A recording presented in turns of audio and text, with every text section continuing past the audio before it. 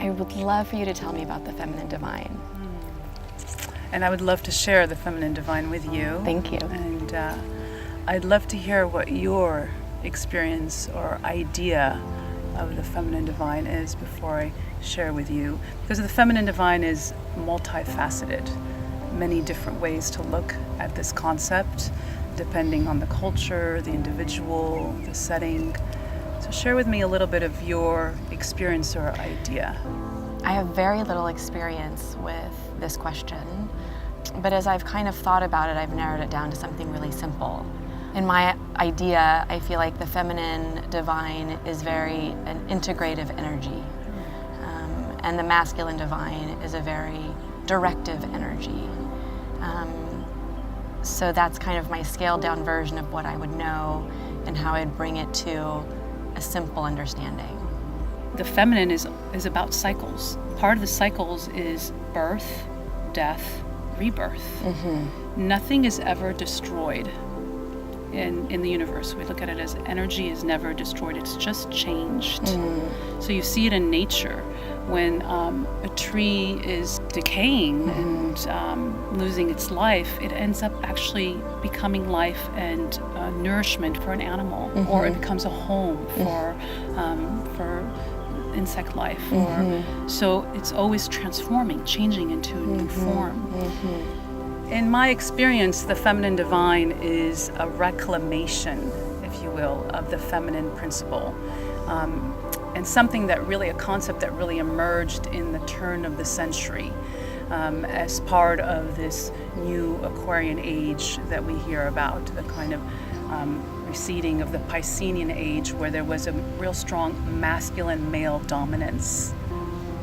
And an emergence and a reclamation of the importance of the feminine qualities and of sustainability, of healing. So it's a little bit of the emergence that we're seeing in this time that we're all experiencing, of the emergence of yoga and acupuncture and alternative healing modalities integrating into the Western treatments. It's also the emergence of the green movement, of sustainable living that we're all looking at as a human race, about the importance for the sustaining of our planet and our the generations after us. It's interesting because I do see, certainly now more than ever, this integrative approach, and maybe it's that we live in a society right now that's more accepting of these things or just questioning them, and we have to at some point know that we're not just for ourselves. Yes. That you are me and I am you. Exactly. And I think that's that first integration. And as we are the earth and we are the planet and we are. And so once you take that on, you can't help but be more aware. Yes. And notice what you're doing. Exactly, with your own body and with the body of the earth. And so yes, what you mentioned earlier too is that the feminine is cooperation, community, communication, right? And the masculine, the qualities of the masculine tend to be more linear, logical, rational, direct, focus. It's also the seed, the idea, which then the feminine helps to manifest and bring into the world in manifest form.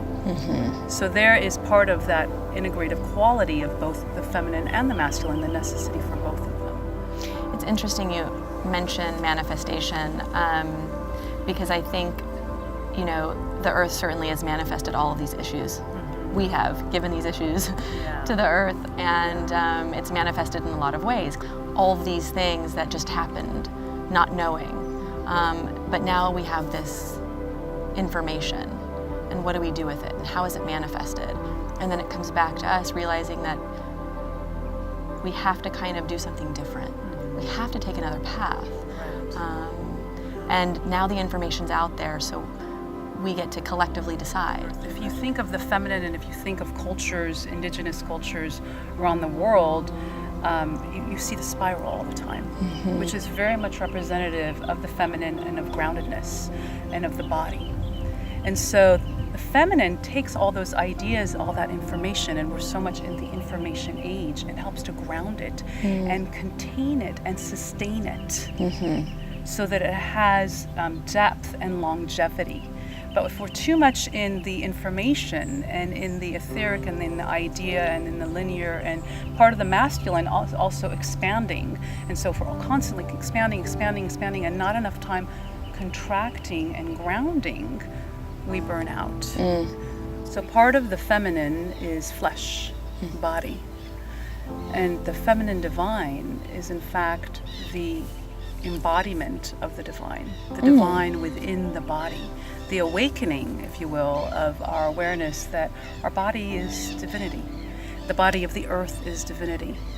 And if we relate to that in that way, then we have an opportunity to be more mindful of how we address our bodies, relate to our bodies, and how we relate to the body of the earth. And on a practical level, I like to think of that about how we enter when we go hiking or any place we may go to in nature. It's very easy to just go and take what we want and get our nourishment.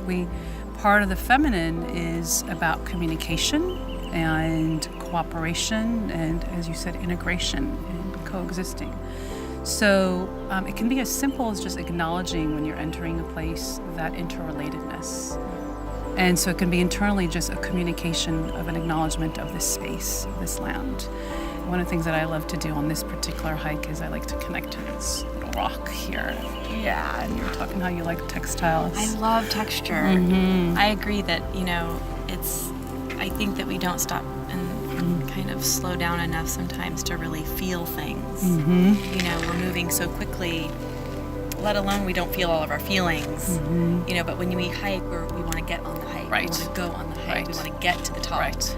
So to stop Yes. and touch and feel these things actually, I think, integrates that, oh wait, I have to stop and touch and feel what's inside too. Yeah, and when I stop, I may see and notice things I wouldn't have noticed if I'm rushing up to just get my workout. And I can get both and get a different type of internal workout. So, so just I love that. touching and connecting and, giving thanks for this place and for our journey and for the mystical experiences we may have on our journey. So. I love how this feels. Yes. It's so soft. It's so beautiful. That is amazing. Yeah. It's another quality of the feminine is opening up to our senses and to, like you just did, touching and the smell. It's an element of the feminine, which is sensuality. The sensuality that is intimate, that's not sexual, that's just touching and feeling and... Oh, I love that. Intimacy with nature. Yeah. What a wonderful perspective to look at that. Yeah. And again, that's another way when we're coming in consciously, we're not running through, we can have a little more of that experience, which actually nourishes us more deeply. We have a deeper reservoir, deeper connection. It fills us up more. When we feel the senses in that way, it's more gratifying. Yeah.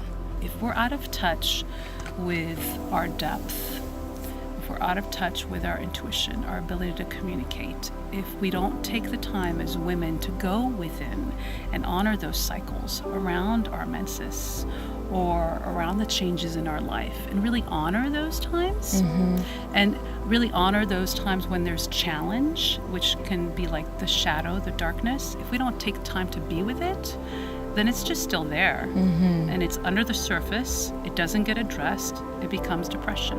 Knowing just a little bit about you, and my guess would be that your goal and probably your hope and your vision would be that we would not bypass these moments.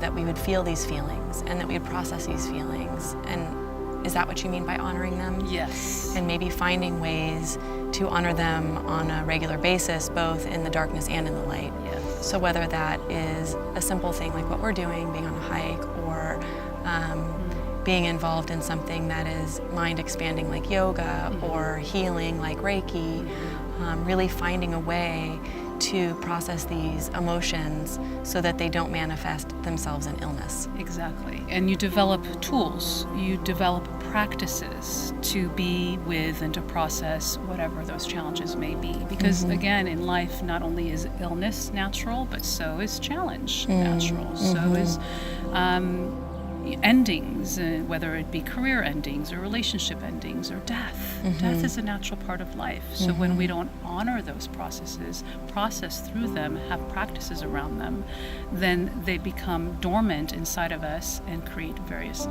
mental emotional illnesses or physical illnesses. It's really interesting to me, this conversation of illness and pain, and part of the way that we get over this pain or get through this pain, shall I say, is about this conversation. It's being in conversation, finding the time to really slow down and pay attention and not answer the next email and not get to the next phone call. It's just going to prolong itself. If we don't take care of the headache, it will go into another part of our body. That's right. If we take a pill to take care of the headache, it suppresses it and moves. And it will continue to move until our intuition moves it into another place, until we process it. So can we talk about that a little bit? Yeah, and you've addressed it so beautifully, and it not only not moves, it actually coagulates and builds on top of each other. And so every headache that has been unprocessed builds and builds and builds within the body and develops. That's where the illnesses, emerge. So in our culture, we tend to squash the poison. We want to numb the poison. We don't really cultivate the ability to be with it. It's so funny. Sorry to interrupt. It makes me think, even in communication, when you hear something that you don't like and you steer away from it, it's like, I don't want to hear that, I don't want to hear that, or you don't want to be with it. That's actually where the learning is. And it's going to have to come to you then through somebody else. Because if you're not listening to the message, whether it feels good or bad, the message is there for a reason. That's where growth is. Right? Pain and illness is actually about growth. We were talking about this earlier as well, that another level that we are numbing and cutting out the pain, the illness, and not seeing the medicine in it. We're also not seeing the growth in it. That all these are natural. These are naturally occurring in all of nature. It's constantly occurring in nature all the time. There's a constant process of decay. The sequoias, actually, they are a prime example of how it's through fire, through the decay, that actually the seeds burst open, and new life grows, and also that their bark can be burnt to the crisp and new bark grows through it. Amazing. That is reflective. So when we look at a sequoia tree, part of the feminine is the interconnectedness. We are connected to that sequoia tree. That is a reflection of us as a human being. That is within us. We can go through the most atrocious, harshest experience, burnt to the crisp. New life can come from that. So as women and men, when we can have that sense of honoring of our own bodies and protecting our own bodies, taking care of our bodies, and taking care and honoring, protecting the body of the earth, what we're doing in that is we're creating longevity of vitality of living for ourselves and generations to come. And so we see the imbalance currently of that in our natural world. Well, I hope as a culture. Yeah, I hope that through these pain kind of stories, and as we embrace them and talk about them and communicate them, that we're all connecting to one another, whether you're in pain or not. The important thing is that part of this healing process is to talk about it, and it is being a listener to it. And in that way, it makes me feel really kind of different as I, walk through this journey, and that, allowing people a space is part of it. Nature is, to me, just like the breath, the most natural rebalancing and healing element in space. So just being in the elements can realign you. Well, I can say that is true just for these moments that you and I have had together. I feel like when you can spend time with someone you know or don't know, that healing begins. And it's important that we take those moments. And it's important that we, even if you're alone on a hike, that you're, connecting with somebody walking past you, that you're not looking down. And even as simple as that, as making eye contact, is part of the healing. Absolutely. So thank you for this today. I really have loved it. Oh, it's my honor. Yeah. Yay. Bye.